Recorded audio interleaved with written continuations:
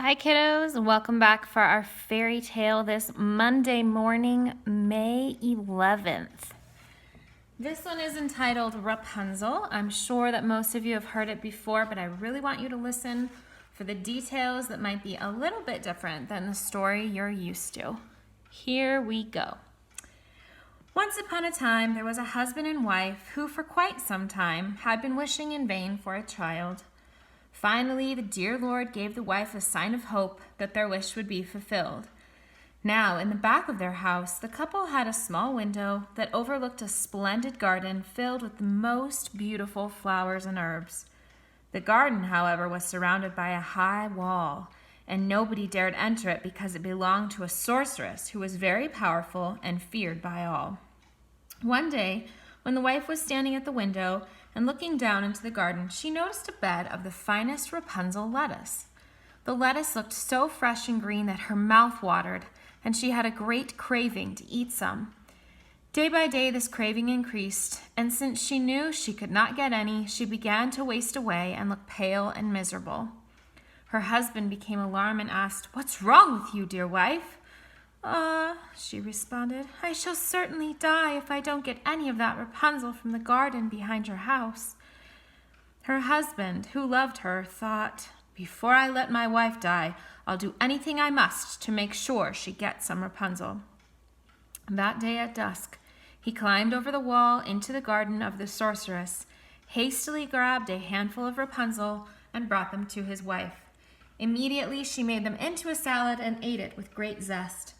But the Rapunzel tasted so good to her, so very good, that her desire for them was 3 times greater by the next day. If she was to have any peace, her husband knew he had to climb into the garden once more. So at dusk, he scaled the wall again, and just as he landed on the other side, he was given a tremendous scare, for he stood face to face with the sorceress. "How dare you climb into my garden and steal my Rapunzel like a thief?" she said with an angry look. "You'll pay for this." "Oh," he cried, "please let mercy prevail over justice. I did this only because I was in a predicament. My wife noticed your Rapunzel from our window, and she developed such a great craving for it that she would have died if I hadn't brought some for her to eat." Upon hearing that, the anger of the sorceress subsided, and she said to him, "If it's truly as you say, then I shall permit you to take as many Rapunzel as you like, but only under one condition. When your wife gives birth, I must have the child. You needn't fear the child's well-being, for I shall take care of it like a mother." In his fear, the man agreed to everything, and when his wife had the baby, the sorceress appeared at once. She gave the child the name Rapunzel and took her away. Rapunzel grew to be the most beautiful child under the sun, but when she was 12 years old, the sorceress locked her in a tower that was in a forest. It had neither door nor stairs, only a window high above. Whenever the sorceress wanted to get in, she would stand below and call out, "Rapunzel, Rapunzel, let down your hair for me." Rapunzel's hair was long and radiant, as fine as spun gold. Every time she heard the voice of the sorceress, she unpinned her braids and wound them around a hook on the window. Then she let her hair drop 20 yards, and the sorceress would climb up on it. A few years later, a king's son happened to be riding through the forest and passed by the tower. Suddenly, he heard a song so lovely that he stopped to listen. It was Rapunzel, who passed the time in her solitude by letting her sweet voice resound in the forest. The prince wanted to climb up to her, and he looked for a door, but he could not find one, so he rode home. However, the song had touched his heart so deeply that he rode out into the forest every day and listened. One time, as he was standing behind a tree, he saw the sorceress approach and heard her call out, "Rapunzel, Rapunzel, let down your hair." Then Rapunzel let down her braids, and the sorceress climbed up to her. "If that's the ladder one needs to get up there, I'm also going to try my luck," the prince declared. The next day, as it began to get dark, he went to the tower and called out, "Rapunzel, Rapunzel, let down your hair." All at once the hair dropped down and the prince climbed up. When he entered the tower, Rapunzel was at first terribly afraid, for she had never laid eyes on a man before.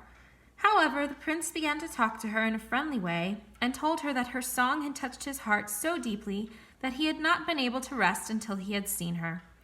Rapunzel then lost her fear, and when he asked her whether she would have him for her husband, and she saw that he was young and handsome, she thought, "He'll certainly love me better than old Mother Gothel."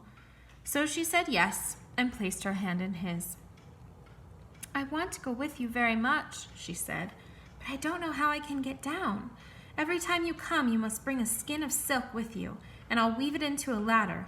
When it's finished, then I'll climb down and you can take me away on your horse." They agreed that until then he would come to her every evening, for the old woman came during the day. Meanwhile, the sorceress did not notice anything, until one day Rapunzel blurted out, "Mother Gothel, how is it that you're much heavier than the prince? When I pull him up, he's here in a second."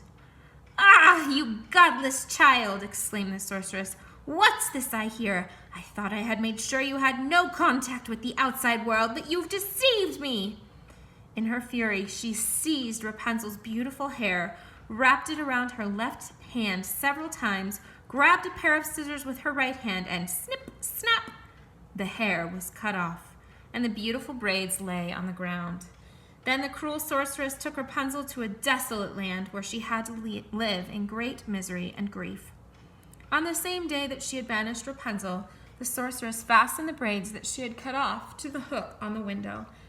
And that evening when the prince came and called out, "Rapunzel, Rapunzel, let down your hair," she let the hair down. The prince climbed up, but instead of finding his dearest Rapunzel on top, he found the sorceress, who gave him vicious and angry looks. "Aha!" she exclaimed with contempt. "You want to fetch your darling wife, but the beautiful bird is no longer sitting in the nest, and she won't be singing any more. The cat has got her, and it will scratch out your eyes. Rapunzel is lost to you, and you will never see her again." The prince was beside himself with grief, and in his despair he jumped off the tower. He escaped with his life, but the thorns he fell into pierced his eyes, so he became blind. Now he strayed about in the forest, ate nothing but roots and berries, and did nothing but mourn and weep about the loss of his dearest wife. Thus he wandered for many years in misery. Eventually, he made his way to the desolate land where Rapunzel was leading a wretched existence with the twins, a boy and a girl, to whom she had given birth. When he heard a voice that he thought sounded familiar, he went straight toward it, and when he reached her, Rapunzel recognized him. She embraced him and wept, and as two of her tears dropped on his eyes, they became clear, and he could see again. Then he escorted her back to his kingdom, where he was received with joy, and they lived happily and contentedly for a long time thereafter. The end.